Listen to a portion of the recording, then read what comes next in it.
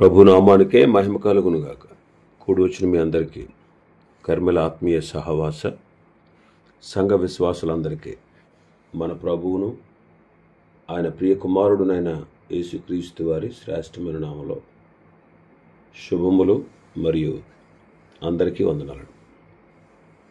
యెషయా గ్రంథం 49వ అధ్యాయాన్ని మనం ధ్యానం చేసుకుంటున్నాం. యెషయా గ్రంథం 49వ అధ్యాయం 2వ వచనాన్ని చదువుదాం. గత దినం మొదటి వచనాన్ని ధ్యానం చేసుకున్నాం. మొదటి వచనంలో ఈ మాటలు దేవుని యొక్క ప్రత్యేకమైన ఉద్దేశాలు నెరవేర్చడానికి ఇశ్రాయేలు జనాంగం మాటలని, రెండవదిగా దేవుని పని కొరకు యెషయా మాటలని, మూడవదిగా మెస్సియాగా ఉన్న క్రీస్తు యేసు మాటలని మనకు స్పష్టంగా గ్రహించాం. రెండవ వచనం చదువుతాను. నా నోరు వాడిగల ఖడ్గముగా ఆయన చేసి ఉన్నాడు, తన చేతి నీడలో నన్ను దాచి ఉన్నాడు. నన్ను మెరుగుపట్టిన అంబుగా చేసి తన అంబుల పొదిలో మూసిపెట్టి ఉన్నాడు. నా నోరు వాడిగల ఖడ్గముగా ఆయన చేసి ఉన్నాడు. క్రీస్తు యొక్క నోరు మనం చూస్తున్నాం ఇక్కడ. ఆయన నోరు వాడిగల ఖడ్గం అంటే ఆయన మాటల్లో అధికారం ఉంది.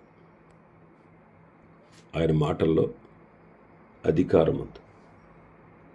45వ కీర్తన 2వ వచనం నుంచి, నరుల కంటే నీవు అతి సుందరుడివై ఉన్నావు, నీ పెదవుల మీద దయారసము పోయబడి ఉన్నది, కావున దేవుడు నిత్యము నిన్ను ఆశీర్వదించు.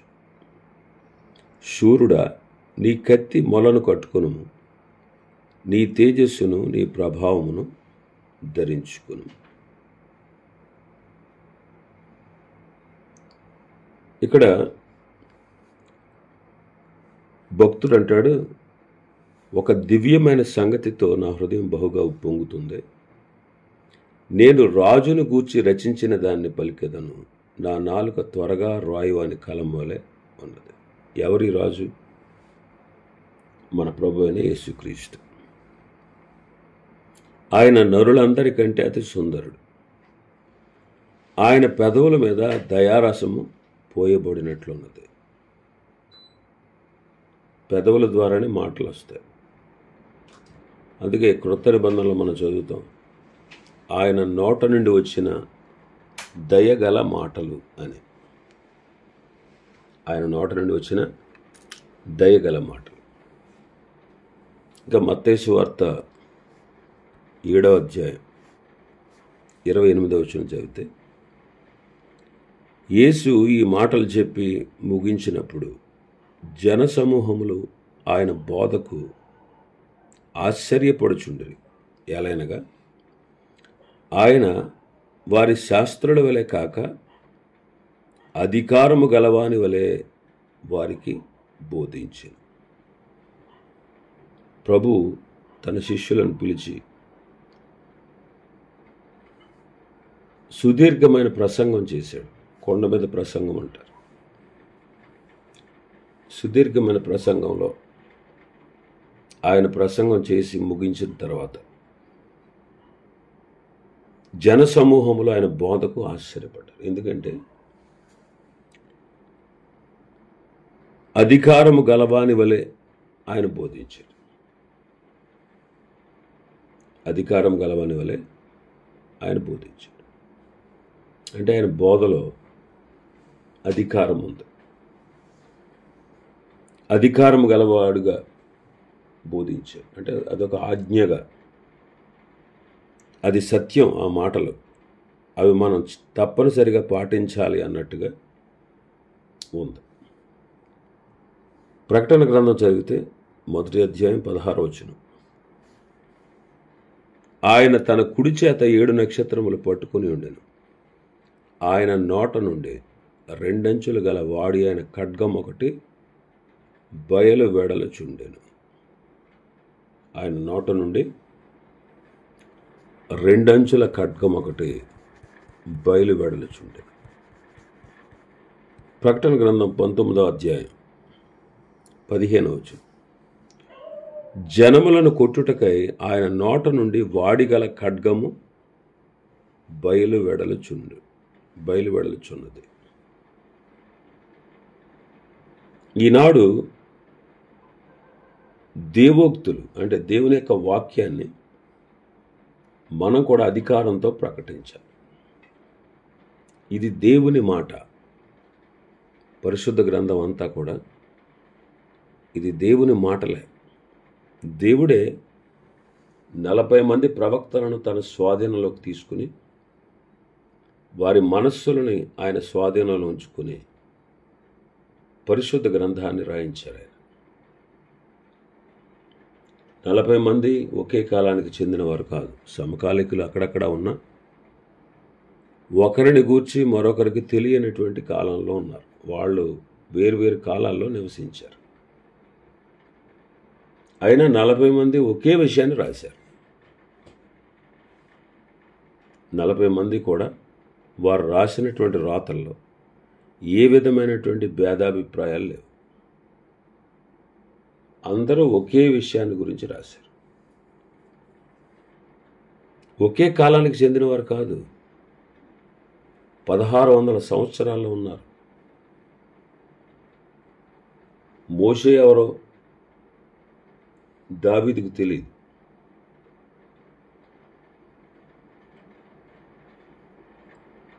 దావీదు యెషయాకు తెలియదు. ఇలా చూసుకుంటూ వస్తే 40 మంది ప్రవక్తలు, కొంతమంది మినహా మిగిలిన వాళ్ళందరూ ఒకే కాలానికి చెందినవారు కాదు.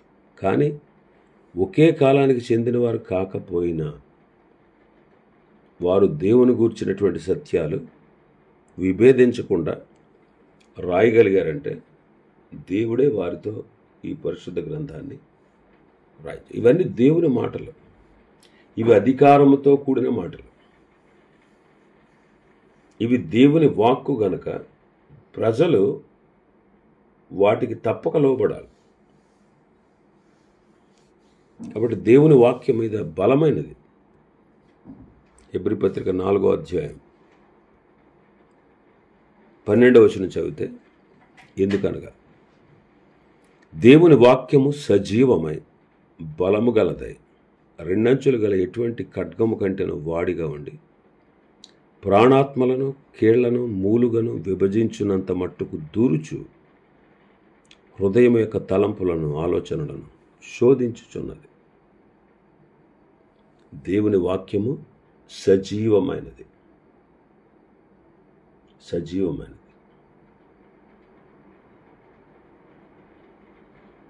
ఎప్పుడు చదివినా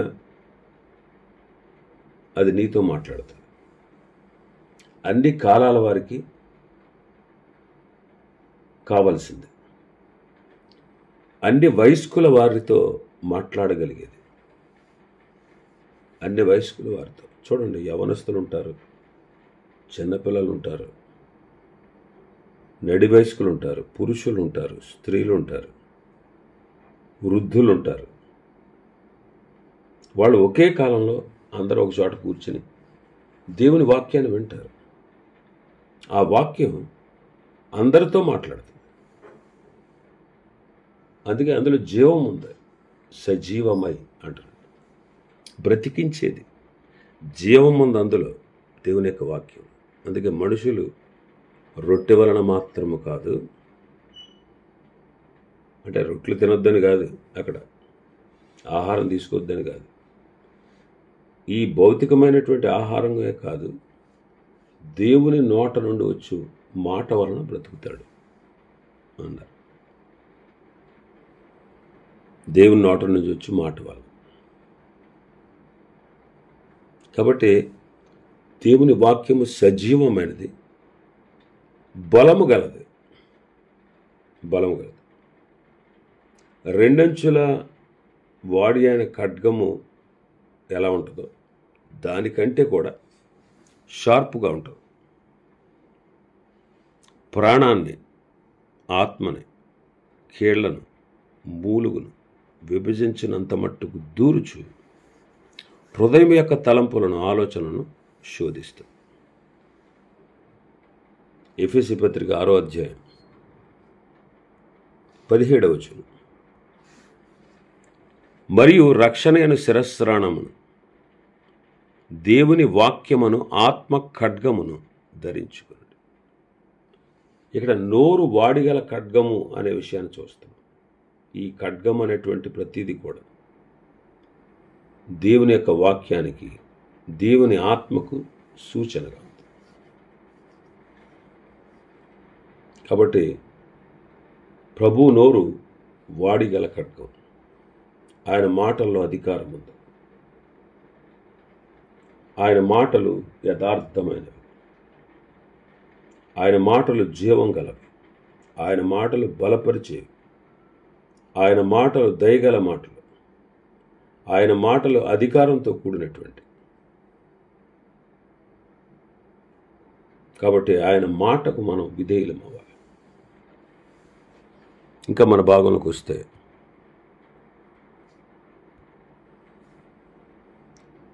తన చేతి నీడలో నన్ను దాచి ఉన్నాడు, నన్ను మెరుగుపట్టిన అంబుగా చేసి తన అంబుల పొదిలో మూసిపెట్టి ఉన్నాడు. మెరుగుపెట్టిన అంబుగా చేసి అంబుల పొదిలో దాచాడు. ప్రభువైన యేసుక్రీస్తు వారు దాచబడ్డారు. 30 ఏళ్ల జీవితం మరుగుగా ఉంది. కానీ ఆయన 30 ఏండ్లు కూడా తల్లిదండ్రులకు విధేయుడై ఉన్నాడు.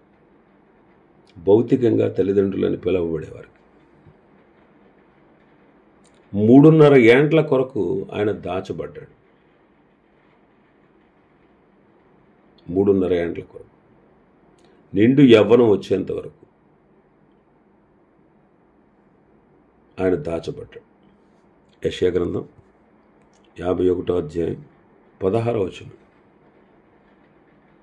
యెషయా గ్రంథం 51:16. నేను ఆకాశములను స్థాపించినట్లును భూమి పునాదులను వేయినట్లును నా జనము నీవే అని సియోనుతో చెప్పినట్లు నీ నోట నా మాట ఉంచి నా చేతి నీడలో నిన్ను కప్పి నా జనము నీవే అని సియోనుతో చెప్పినట్లు నీ నోట నా మాటలుంచి నా చేతి నీడలో నిన్ను కప్పాను అంటారు. మహోన్నతుని చాటును నివసించేవాడే సర్వశక్తిని నీడను విశ్రమించేవాడు అంటాడు. కాబట్టి ఆయన చాటును మనల్ని దాచేవాడు. మోషేను దాచాడు. మోషేను మెరుగుపరిచాడు. మోషేను తన అంబుగా దేవుడు వాడాడు. అలాగే యుగయుగాలుగా క్రీస్తు సువార్త దాచబడి ఈనాడు ప్రకటించబడతా ఉంది. ఎఫెసీ పత్రిక 3వ అధ్యాయం 5వ వచనం. ఈ మర్మం ఇప్పుడు ఆత్మ మూలంగా దేవుని పరిశుద్ధులకు అపోస్తలులకును ప్రవక్తలకును బయలుపరచబడి ఉన్నట్లుగా పూర్వకాలమందు మనుషులకు తెలియపరచబడలేదు. ఆ మర్మం ఏంటంటే, అన్యజనులు సువార్త వలన క్రీస్తు యేసునందు యూదులతో పాటు సమాన వారసులను, ఒకే శరీరమందలి సాటి అవయవములను వాగ్దానములో పాలివారునై ఉన్నారు అనున్నది. మర్మం యుగయుగాలుగా దాచబడినటువంటి క్రీస్తు సువార్త మర్మం నేడు ప్రకటించబడుతుంది. ఏంటి ఆ మర్మం అంటే, యూదులే కాదు అన్ని జనులు కూడా సువార్త వలన క్రీస్తు యేసునందు యూదులతో సమాన వారసులు, ఒకే శరీరమందలి సాటి అవయవాలు, వాగ్దానములో పాలివారు. రోమపత్రిక 16వ అధ్యాయం 25వ వచనం. సమస్తమైన అన్యజనులు విశ్వాసమునకు విధేయులగునట్లు అనాది నుండి రహస్యముగా ఉంచబడి ఇప్పుడు ప్రత్యక్షపరచబడిన మర్మము నిత్య దేవుని ఆజ్ఞ ప్రకారము ప్రవక్తల లేఖనముల ద్వారా వారికి తెలుపబడి ఉన్నది. ఈ మర్మమును అనుసరించి ఉన్న నా సువార్త ప్రకారముగాను యేసుక్రీస్తును గూర్చిన ప్రకటన ప్రకారముగాను మిమ్మును స్థిరపరచుటకు శక్తిమంతుడును అద్వితీయ జ్ఞానవంతుడైన దేవునికి యేసుక్రీస్తు ద్వారా నిరంతరము మహిమ కలుగునుగాక. ఆమేన్. సమస్తమైన అన్యజనులు విశ్వాసమునకు విధేయులగునట్లు ఈ మర్మం అనాది నుండి రహస్యముగా ఉంచబడి అపోస్తలులు ప్రవక్తల ద్వారా అది ప్రత్యక్షపరచబడింది. కాబట్టి క్రీస్తు సువార్త కూడా దాచబడింది. ఆ మర్మం ఇప్పుడు ప్రభు మనకు బయలుపరిచారు.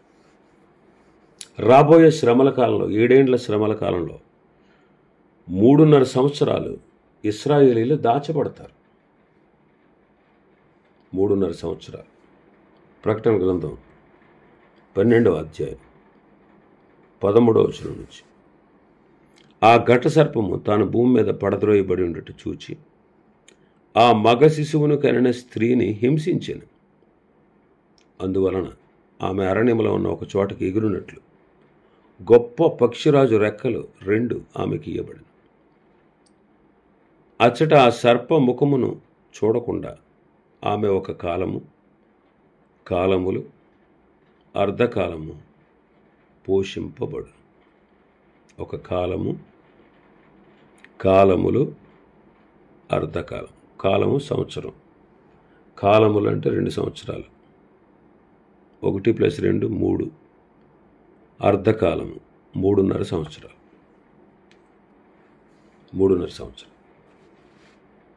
3.5 సంవత్సరాలు ఇశ్రాయేలీలు రాబోవు 7 ఏండ్ల శ్రమల కాలంలో దాచబడతారు. తర్వాత ఆ అంబును అంటే ఇశ్రాయేలీలను శత్రువులను చీల్చి దేవుని తీర్పులు జరిగించు సాధనంగా ఆయన ఉపయోగించబడుతున్నాడు. శత్రువుల గుండెలను చీల్చి దేవుని యొక్క తీర్పులు జరిగించేటువంటి సాధనంగా వాళ్ళు ఉంటారు. అలాగా మెరుగుపెట్టిన అంబుగా చేసి తన అంబుల పొదలో దాచిపెట్టాడు. క్రీస్తును కూడా జగత్తు పునాది వేయబడక ముందే నియమించి దాచిపెట్టి కాలము సంపూర్ణమైనప్పుడు ఆయన ఈ లోకానికి ఆయన పంపించారు.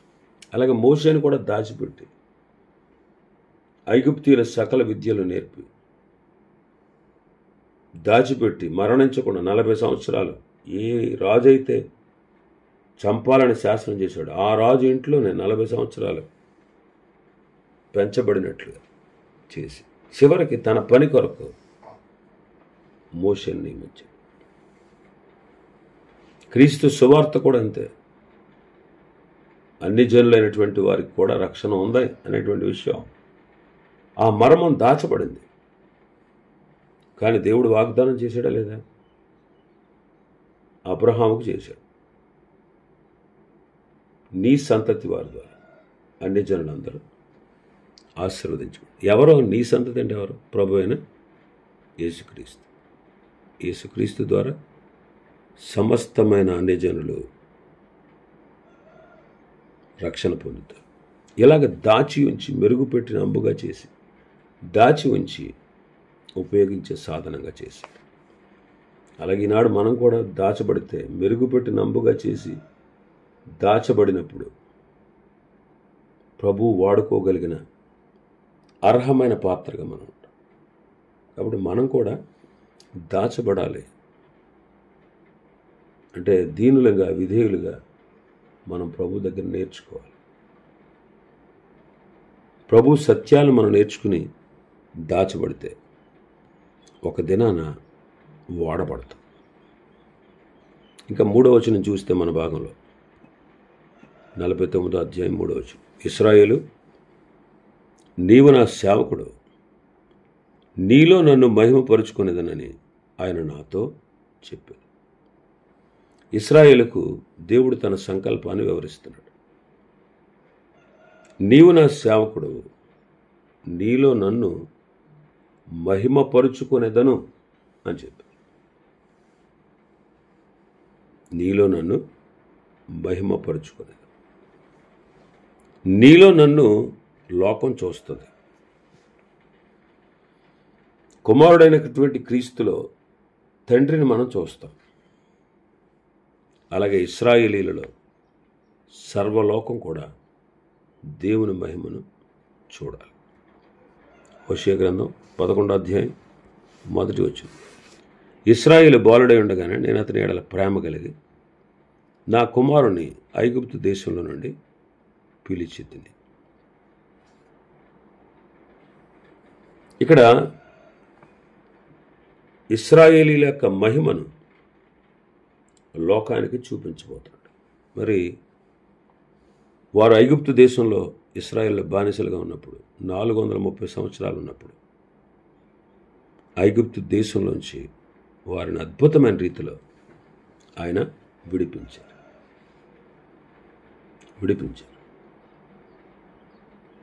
విడిపించి తన మహిమను ప్రపంచానికి తెలియజేశారు.